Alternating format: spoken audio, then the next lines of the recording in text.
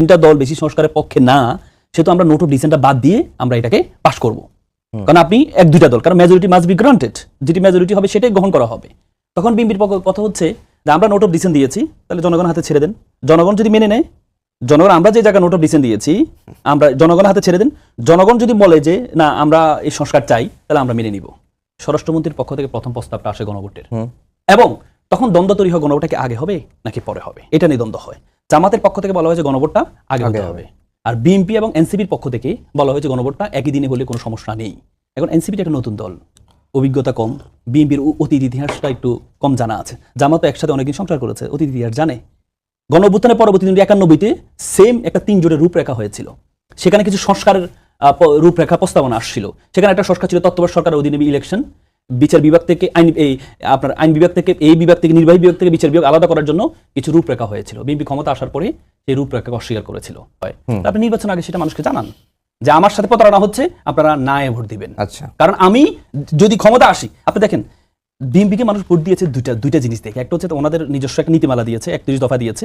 দ্বিতীয় হচ্ছে হায়ের পক্ষে আছে ওনারা যদি প্রকাশ্য নির্বাচন আগে বলতো, কারণ দেখেন হায়ের পক্ষে ভোট পেয়েছে 67%। আপনি মনে করেন সবগুলো জামাত আর এনসিপির ভোট, বিএনপির ভোট নেই? অবশ্যই ভোট আছে। তার মানে বিএনপিকে যারা ভোট দিয়েছে তারা 31 দফা দেখেই ভোট দিয়েছে, আবার আপনার পরবর্তীতে হায়ের ক্যাম্পেইন করে সংস্কার করবেন এই জন্য আপনাকে ভোট দিয়েছে। দুই কারণেই ভোট দিয়েছে। তাহলে আপনি জনগণের সাথে প্রতারণাটা কেন করলেন? আপনি আগে বলতেন আমি গণভোট মানবো না, আপনারা নাই ক্যাম্পেইন করতেন, তাহলে তো কোনো সমস্যা ছিল না। এখন দেখেন গণভোটটা আমি মনে করি গণভোটটা সংবিধানের উপরে প্রিভেল করে। কিভাবে করে প্রিভেল? আপনি অনেকদিন সুপ্রিম কোর্টে রিড করেছেন, আপনি জানেন। দেখেন আমাদের 72 সংবিধান, আমাদের সংবিধান এবং রাষ্ট্র সবকিছুর উপরে কি solemn expression of will of people. কিন্তু ব্যাপারটা আপনি দেখেন, আপনি সলেম এক্সপ্রেশনটা কোথা থেকে আসে? 72-এ আপনি যে সংবিধান তৈরি করেন, সংবিধান হচ্ছে গণপরিষদ হয়েছে। গণপরিষদ কারা ছিলেন? যারা পাকিস্তানের শাসনতন্ত্র তৈরি করার জন্য এমপিরা যারা হয়েছেন তারাই গণপরিষদ তৈরি করেছে। পরবর্তী দরকার ছিল কি? একটা গণভোট দরকার ছিল। কেন? এই যে মূলনীতি কি হবে সংবিধানের, এটা গণভোট হওয়া দরকার ছিল, কিন্তু সেটি হয় নাই। কিন্তু এবারের কি, এবার গণভোট হয়েছে, সরাসরি জনগণ ভোট দিয়েছে। তখন পাকিস্তান শাসনতন্ত্র তৈরি করার জন্য ভোট দিয়েছে, এদের মাধ্যমে আপনি সংবিধানটা প্রণয়ন করলেন। তাহলে আর এখন গণভোটটা সরাসরি জনগণ ভোট দিয়েছে, তার মানে সলেম এক্সপ্রেশনটা কোথায় হলো? এখানে হলো, গণভোটে হলো। কিন্তু আপনি একভাবে দুইটা সন্তান, আপনি এক সন্তানকে বৈধ বলছেন, আবার আরেক সন্তানকে আপনি অবৈধ বলছেন। আপনি দেখেন গণভোটের কারণে অনেক দেশ পার্থক্য হয়ে গেছে। আপনি জানেন 1947 সালে বাংলাদেশে একটা সিলেট রেফারেন্ডাম হয়েছিল, গণভোট হয়েছিল। সিলেটে আসামের সাথে কি সিলেট থাকবে কি থাকবে না এটা নিয়ে একটা গণভোট হয়েছিল। তখন পরবর্তী সিলেটের মানুষ বাংলাদেশের সাথে থাকবে, মানে পূর্ব পাকিস্তানের সাথে থাকবে পরবর্তীতে এবং গণভোটটা আপনি শুধু জুলাই সনদ বাস্তবায়ন আদেশের 6 নম্বরে বলা আছে গণভোটের জন্য একটা অধ্যাদেশ লাগবে। এটার আলোকে একটা অধ্যাদেশ হয়েছে। এটা তিনি অধ্যাদেশ বললেন, এটা আদেশ হবে। আর গণভোট অধ্যাদেশ দুটো ভিন্ন জিনিস। হ্যাঁ, আমি সেটাই বলছি। কিন্তু জুলাই সনদ বাস্তবায়ন আদেশ, এটা কিন্তু আদেশ, আদেশের অধীনে 6 নম্বরে হচ্ছে অধ্যাদেশের কথা বলা আছে। আচ্ছা, যাই হোক, এখন যে কথা আমি বলি, বিএনপি সহ যে রাজনৈতিক দলগুলো ঐকমত্য কমিশনের যে সমস্ত আলোচনায় ঐক্যমতে এসেছে, তারা তো ক্ষমতায় গেলে সেগুলো বাস্তবায়ন করবে, সেই কথাই তো জনগণের সামনে বলেছে, বারবার বলেছে। এখন যেহেতু জুলাই সনদ বাস্তবায়ন আদেশ অনুযায়ী একটা গণভোট হয়েছে, যদিও এই গণভোট আমরা বারবার বলছি, বিএনপি বলেছে যে এই গণভোট নির্বাচনের পরে হওয়া দরকার ছিল। কখন? এই যে আমরা সমঝোতার দলিল, মানে জুলাই জাতীয় সনদে যে সমস্ত বিষয়ে আমরা ঐক্যমতে এসেছি বা আসতে পারি নাই, এই দলিলের ভিত্তিতে সংসদে আলোচনা হবে। যে কথা এনসিপি বিভিন্ন সময় বলেছে যে আপনার সংসদকে দ্বৈত ক্ষমতা দিতে হবে, অর্থাৎ আপনার গাঠনিক একটা ক্ষমতা দিতে হবে। তো সেক্ষেত্রে এই বিষয়গুলো নিয়ে যারা জনগণের ম্যান্ডেট নিয়ে ক্ষমতায় আসলো, সেটা হতে পারে সরকারি দলের, সেটা হতে পারে বিরোধী দলের, তারা সংসদে এই বিষয়গুলো আলোচনা করবে। আলোচনার ভিত্তিতে যে বিষয়গুলোতে সম্মত হবে হলো, তাই না, আইন পাশ হয়ে গেল। আর যে বিষয়গুলোতে সম্মত হতে পারলো না, সেক্ষেত্রে তখন গণভোটে বিভিন্ন বিষয় ধরে ধরে যেতে পারত। সেটি নয়, শুধু বিএনপি পরিস্থিতির শিকার হয়ে গেছিল। আমি তো সেটাই বললাম যে জামাত ইসলাম বলছে যে তোমরা মানে এই যে ওই সরকার, অন্তর্বর্তীকালীন সরকার, তোমরা যা দিবা আমরা সব মেনে নিব। জামাত ইসলাম জানে যে দেশের জনগণ তাদেরকে ভোট দিয়ে ক্ষমতায় আনবে না। সুতরাং জনগণকে এই যে সংস্কারের ধোঁকাবাজি করে জনগণকে আইওয়াশ করা যে তোমরা যা চাও আমরাও তাই চাই, এখন জামাত তো জানে যে তারা ক্ষমতায় আসতে পারবে না, সুতরাং সব মেনে নিলে সমস্যা কি? আর বিএনপি মানুষের সাথে ধোঁকাবাজি করবে না, যে কারণে বিএনপি যতটুকু সংস্কার করতে পারবে ততটুকু ব্যাপারে সম্মতি বিএনপি দিয়েছে। এখনো পর্যন্ত আপনি বারবার বিএনপিকে সংস্কার বিরোধী বলছেন, তারপরে এদেশের জনগণ বিএনপিকেই বেছে নিল। এখন যে কথাগুলো আপনি বলছেন, আপনি কি নির্বাচনের আগে বলেন নাই?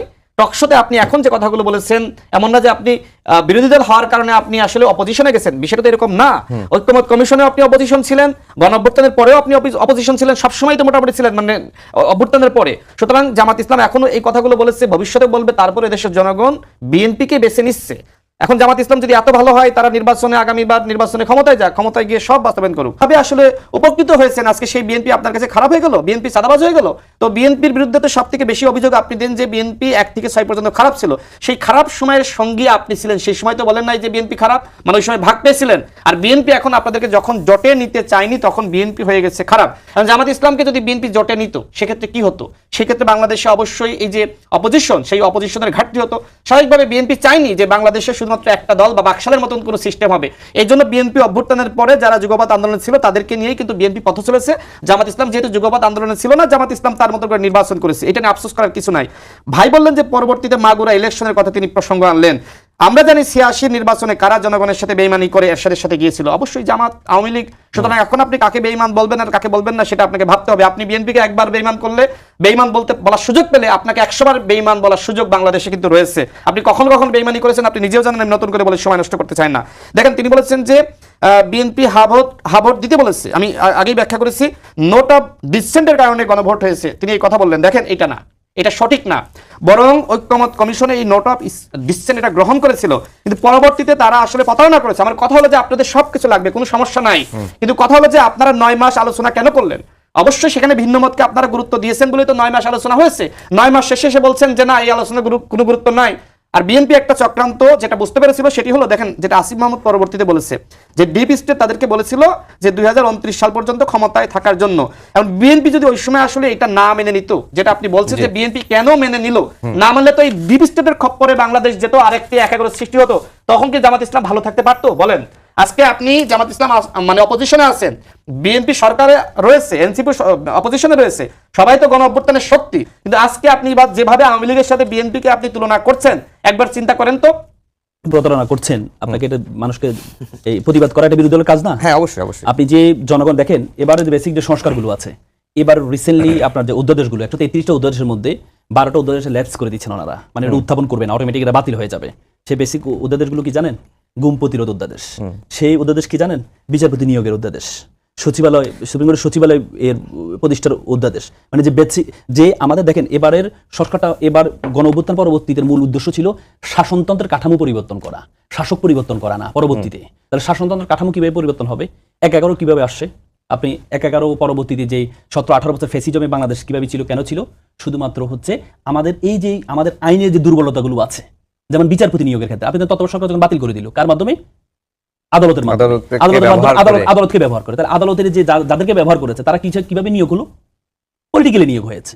এই জন্যই তো এবার কথা আসছে যে বিচারপতি নিয়োগের ক্ষেত্রে আলাদাভাবে একটা কমিশন করা হবে। সেটা তো বিএনপি সেই অধ্যাদেশকে বাতিল করে দিচ্ছে অটোমেটিক। তার মানে কি, আমরা আবারও এবার যে আদেশটা হয়েছে, সংস্কার আদেশ, এটা নিয়ে প্রথম রিটটা যে হয়েছে, 2টা রিট হয়েছে, এই রিটের শুনানি কারা করেছে? বিএনপি আইনজীবীরা শুনানি করেছে। তার মানে কি, শেখ হাসিনা যেভাবে এই আপনার কোটা নিয়ে যেভাবে আদালতের ঘাড়ে বন্দুক চাপিয়ে যেভাবে করেছে, সেভাবে তো হচ্ছে। আপনি তো আদালত, আপনি যে চাচ্ছেন আবার সেম আগের মতো হোক, বিচারপতি আপনি নিয়োগ করবেন, নিয়োগ করার পর আপনার লোকে হবে, আপনার সেবাদার হবে, সে প্রধান বিচারপতি হবে, তিনি আবার বাতিল করবেন নিজের ইচ্ছে মতো, সেটা তো হচ্ছে। তো তার মানে যে শাসনতন্ত্রের পরিবর্তন, বাংলাদেশের ফ্যাসিজম কেন তৈরি হয়? ফ্যাসিজম তৈরি হয় আমাদের স্ট্রাকচারের কারণে। আপনি দেখেন দুদকের অধ্যাদেশটা ওনারা বাতিল করতে যাচ্ছেন। দেখেন, দুদক একদিনে ভেঙে দিতে পারবেন না, আপনি তো দীর্ঘদিন তো সংস্কার নিয়ে এটা আলোচনা হয়েছে। আপনি দেখেন, দুদক হচ্ছে, দুদক কার তদন্ত করবেন? সকলের তদন্ত করবেন। প্রধানমন্ত্রীর যদি কোনো দুর্নীতি করে সেটাও তদন্ত করবেন, কিন্তু দুদক তো প্রধানমন্ত্রীর অধীনে। প্রধানমন্ত্রীর অধীনে থেকে এসে কিভাবে দুদকের প্রধানমন্ত্রীর দুর্নীতির তদন্ত সে করবে? পারবে না। এই যে সংস্কার, এটা তো আপনার করতে হবে। আপনাদের রাষ্ট্রপতির ক্ষমতা কম। আপনি দেখেন, বিএনপির 31 দফা বাদ দেন, আপনি এই গণভোটের অবস্থা বাদ দেন, বিএনপির 31 দফার 4 নম্বরে ছিল রাষ্ট্রপতি ক্ষমতা বৃদ্ধিকরণ। কিন্তু রাষ্ট্রপতি ক্ষমতা বৃদ্ধিকরণে যখন জুলাই সংস্কারে যখন প্রস্তাবনা আসছিল, তখন নোট অফ ডিসেন্ট দিয়েছে বিএনপি, যে রাষ্ট্রপতি ক্ষমতা বৃদ্ধিকরণের ক্ষেত্রে। তাহলে আপনি দেখেন, আপনি যখন, এখন তো সবচেয়ে বড় সমস্যা হচ্ছে, আমরা বারবার আমাদের বলা হচ্ছে আওয়ামী লীগের সাথে টানা হচ্ছে কেন? আওয়ামী লীগ কিন্তু 17-18 বছর ক্ষমতা ছিল হচ্ছে সংবিধানের দোহাই দিয়ে। কিন্তু আপনি সেম সংবিধান যদি এখন বাংলাদেশের মানুষকে দেখান, আপনাকে তো তাহলে প্রত্যেকটা জায়গায় সংবিধানকে ফলো করতে হবে। আপনি দেখেন, আমাদের স্বরাষ্ট্রমন্ত্রীর কথা চিন্তা করেন। আমাদের স্বরাষ্ট্রমন্ত্রী, তিনি একটা মন্ত্রীর একটা শপথ আছে, প্রত্যেকটা সদস্যের বাইরে মন্ত্রীদের একটা শপথ আছে। সে শপথ হচ্ছে তার একটা এক্সট্রা শপথ নেই, সেই শপথে বলা হয় যে সংবিধানকে সংরক্ষণ করা তাদের দায়িত্ব। যদি এই শপথ কেউ ভঙ্গ করে, দেখবেন সংবিধান, আমাদের সংবিধানে কি আছে? আমাদের সংবিধান 152-তে বলা আছে স্বাধীনতার ঘোষককে শেখ মুজিবুর রহমান। তাহলে এই যে আমাদের স্বরাষ্ট্রমন্ত্রী, উনি সংসদে দাঁড়িয়ে যেখানে স্বাধীনতা, উনি সংবিধানকে